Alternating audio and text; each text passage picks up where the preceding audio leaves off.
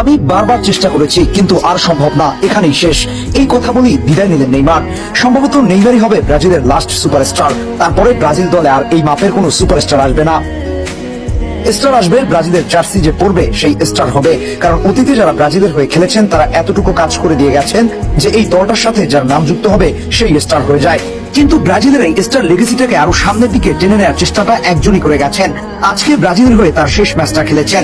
চাপের মুহূর্তে গোলকিপারের চোখে চোখ রেখে পেনাল্টি শট মেরেছেন এবং বলেও এসেছেন আমি নেইমার। এইরকম খেলোয়াড় আর আসবে না যে ব্রাজিলের জন্য নিজের সবটুকু দিয়ে দিতে পারে। নেইমারের সময়টাই ব্রাজিলের কেটেছে খুব ভিন্নভাবে। ব্রাজিল দল কোনো সময় এরকম একজন খেলোয়াড়ের উপর নির্ভর ছিল না। রোনালদো, রোনালদিনহো, রিভালদো, কাকা, পেলে, গারিনচা, জিকো, বেবেতা, কার্লোস, কাফু এরা সবাই যখন ব্রাজিলের হয়ে খেলেছেন তখন ব্রাজিল ছিল অন্যরকম। এই ব্রাজিল দলকে হারাতে পারে এমন দল খুব একটা ছিল না, কারণ একজন স্টার না থাকলে আরেকজন ঠিকই সামনে এসে দাঁড়াতেন। কিন্তু নেইমারের 16টা বছর চিন্তা করেন তার সাথে কে ছিল। কখনো অস্কার তো কখনো কুতিনহো, কখনো ফ্রেড তো কখনো অন্য কেউ। একটা ইউনিট হিসেবে খেলা হয়নি ব্রাজিলের। নেইমার ঠেলার গাড়ি ঠেলে নিয়েছে ঠিকই, কিন্তু পেছন থেকে ধাক্কা দেবার মতো কাউকে পাননি। সান্তোসের ঘাড়ে বেড়ে ওঠা ফুটসাল বয় 2011 হতে এই পর্যন্ত ব্রাজিলের সম্মান কাঁধে বহন করেছে। ব্রাজিলের মতো পরাশক্তির চাহিদা, অভাব, প্রত্যাশা কিংবা অভিমানের বোঝা বইতে গিয়ে পুরো শক্তি ক্ষয় হয়েছে। পাগুলোকে বারবার ছুরিকাছির নিচে নিতে হয়েছে। ভিলো এভারেস্ট দল নিয়েও ব্রাজিলকে অরাধ্য অলিম্পিক এনে দিয়েছে, কনফেডারেশন কাপ দিয়েছে, ইতিহাসের সর্বোচ্চ গোলদাতা হয়েছে।